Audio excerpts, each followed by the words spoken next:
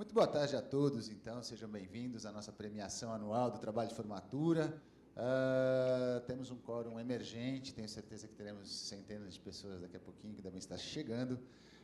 A ideia, então, ou seja, como foi comunicado, essa é uma cerimônia importante para a gente então vai estar, os trabalhos de formatura que obtiveram nota a mais vão estar sendo reapresentados aqui, e aí, após a apresentação, vai ser anunciado os trabalhos, o melhor trabalho de 2016, que vai estar, então, exposto, vai ficar na nossa área de trabalho de formatura, tem um destaque bastante interessante e vai perdurar por lá por bastante tempo.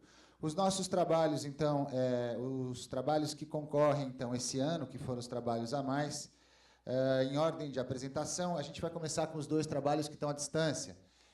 Por motivos diversos, o Caio e o Flávio não puderam estar presentes.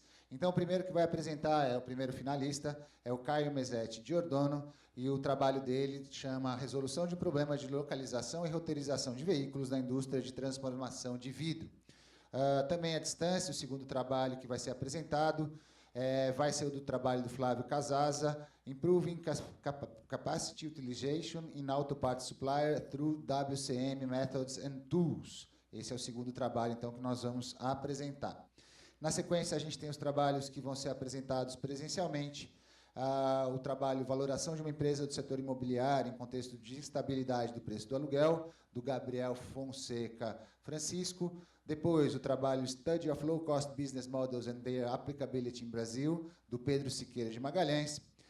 O trabalho Application of Agent-Based Simulation to Analyze the Impact of Tax Policy on the Brazilian Soil Supply Chain, do aluno Carlos Viegas de Roses. E, finalmente, o trabalho Sistemas de Custeio em uma Clínica de Cardiologia Não Invasiva, do Eduardo Riso Assef. Então, nós temos os 6 trabalhos. A ideia é fazer 10 minutos por apresentação, para a gente estar, então, terminando nossa cerimônia mais ou menos às 2 horas. Gostaria, então, de agradecer a presença da banca de avaliação. A banca de avaliação esse ano foi composta pelos nossos coordenadores da graduação, professor Laerte, o nosso former coordenador, e o nosso coordenador atual da COC, o professor Davi Nakano. Gostaria de agradecer o professor Fernando Laurindo, chefe do departamento, assim como agradecer os demais professores, professor Roberto, professor Dario, e também os alunos todos que estão assistindo a esse evento, para nós bastante importante e bastante relevante.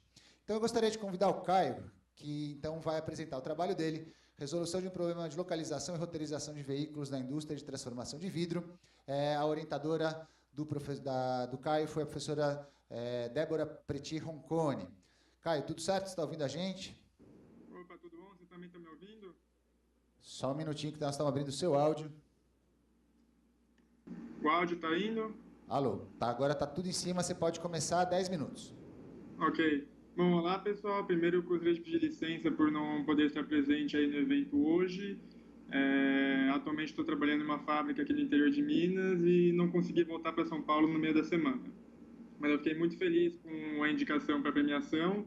Gostaria também, claro, de agradecer aos professores que avaliaram na minha banca, aos professores e funcionários que estão organizando este evento, e vocês presentes, e claro, também não poderia deixar de agradecer a minha orientadora, a professora Débora Preti Roncone, que foi essencial para esse trabalho e por todo o aprendizado que eu tive com ela. Vou apresentar para vocês, então, a resolução de um problema de localização e roteirização de veículos na indústria de vidro.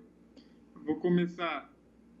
Deixa eu ver que não está passando. Eu vou começar com uma breve descrição da empresa, vou descrever o problema, mostrar como nós modelamos o problema, os métodos de resolução empregados, os resultados obtidos e terminar com uma breve conclusão. Uma empresa é uma empresa de transformação de vidro, ela é responsável por comprar placas de vidro planas e adaptar este vidro para utilização dentro de casas, prédios e também fachadas de prédios, tudo segundo especificações designadas pelo cliente. É uma empresa que está presente em 17 países na Europa, através de 200 pontos comerciais ou de produção, e que conta com cerca de 10 mil colaboradores. Um trabalho surgiu através de uma análise dos custos de transporte da empresa na Europa, em que constatou-se que o custo de transporte por metro quadrado de produto na Noruega chegava a ser quase que o dobro da média europeia, o que se deve a diversos fatores, entre eles o alto custo da mão de obra no país. Só para entender um pouco da opressão da empresa no país, ela opera através de 2 pontos, um ponto comercial em Oslo, o ponto em vermelho, e um centro de distribuição em Fredrikstad, em azul, no sul. Esse CD ele está no sul porque, dados os altos custos de operação da empresa no país, ela optou por realizar a produção em outras fábricas que tem na Europa, realizar essa importação e realizar apenas a distribuição na Noruega. Entendendo um pouco mais também do contexto logístico, o transporte de produtos ele é terceirizado na Noruega, mas cabe à empresa realizar o carregamento dos caminhões da transportadora e também conceber os roteiros de entrega. Então, nós podemos visualizar 2 possíveis ganhos. Primeiro, com a simples atualização dos roteiros, porque os roteiros que são empregados atualmente, que eram empregados na época, eles foram concebidos sem a utilização de técnicas de pesquisa operacional, eles não estavam otimizados.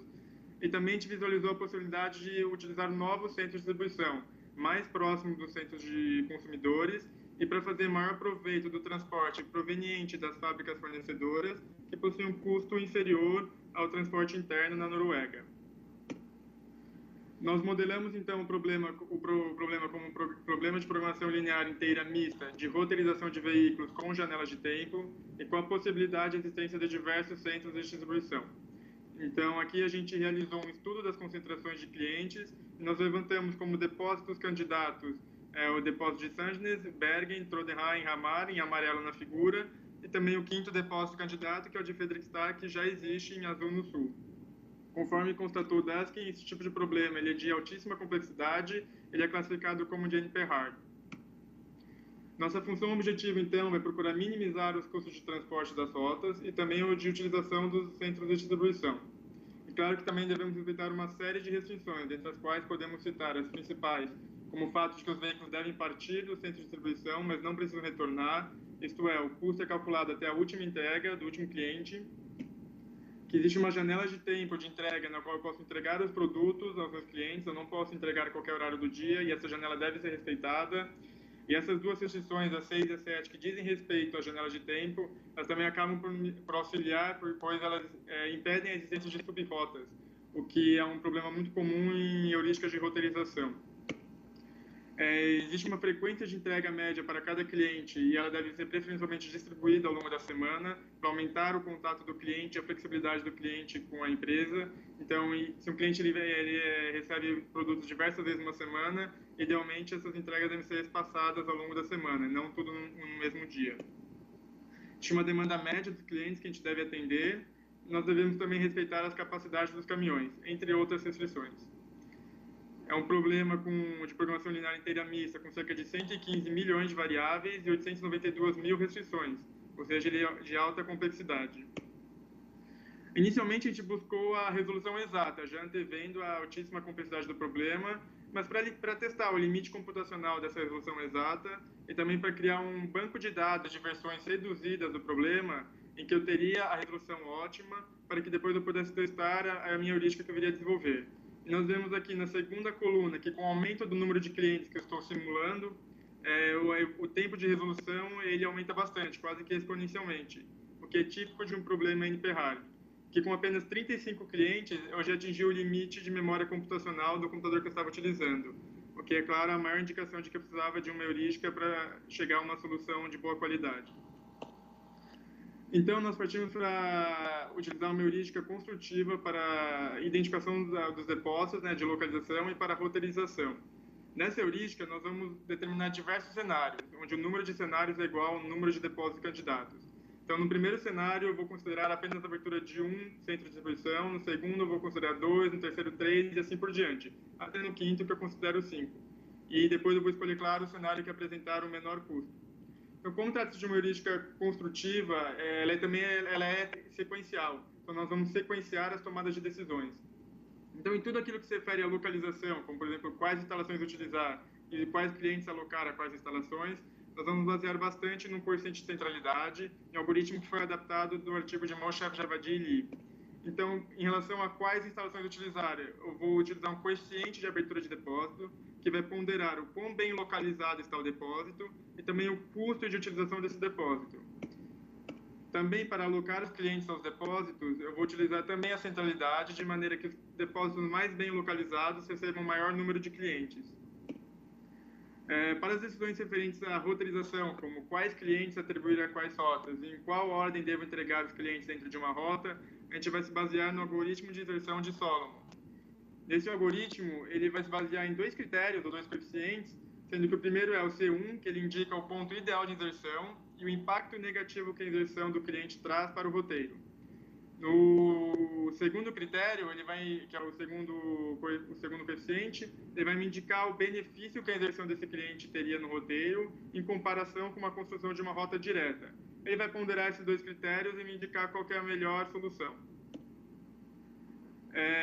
Nós então resolvemos aqueles problemas reduzidos que a gente tinha obtido de maneira exata a resposta para testar essa heurística. E nós vimos aqui que para todos aqueles experimentos nós obtivemos uma diferença percentual média dos valores de cerca de 9,85%, isso em relação ao ótimo, sendo que o maior desvio encontrado foi de 15,6%, ou seja, a minha heurística estava me dando um valor em média 9,85% diferente do ótimo, o que atesta a capacidade da heurística de me indicar boas soluções de maneira rápida. Claro que o mais importante é a aplicação dessa heurística para o problema em sua dimensão completa. Então, considerando todas as 284 entregas semanais e os 5 centros de distribuição candidatos, a heurística me indicou que o melhor cenário possível seria a utilização do FedExTac e do depósito de Ramar, em que eu obteria ganhos de quase 6% em relação aos custos de distribuição atual. E só como curiosidade, no cenário 1, em que eu utilizo apenas um depósito, esse depósito, segundo a heurística, deveria ser o de FedExTac, que é o que já existe, e eu teria ganhos de quase 2%, isso apenas otimizando os roteiros existentes. E claro que o maior ganho seria com a utilização de 2 depósitos. Então, como conclusão, a gente vê aí o ganho de quase 2% apenas com a otimização dos roteiros atuais e com a estrutura de distribuição atuais, e ganhos de quase 6% com a utilização de um centro de distribuição adicional. Deve-se destacar também que existe a possibilidade de replicar o estudo em outras fábricas da empresa. Conforme eu falei no início, a empresa está presente na Europa a partir de quase 200 pontos comerciais de fabricação. Então, você poderia replicar esse estudo facilmente para todas as outras fábricas. E também esse trabalho ele validou a importância da pesquisa operacional e de projetos de otimização na indústria. E também no papel do engenheiro de produção na otimização logística em indústrias. Bom, é isso. Muito obrigado. Fiquei muito feliz com a indicação e desculpa novamente por não poder estar presente aí com todos vocês. Caio, eu agradeço bastante então a sua participação e daqui a pouquinho a gente vai estar anunciando então o melhor trabalho do ano passado. Ok, muito obrigado. Valeu.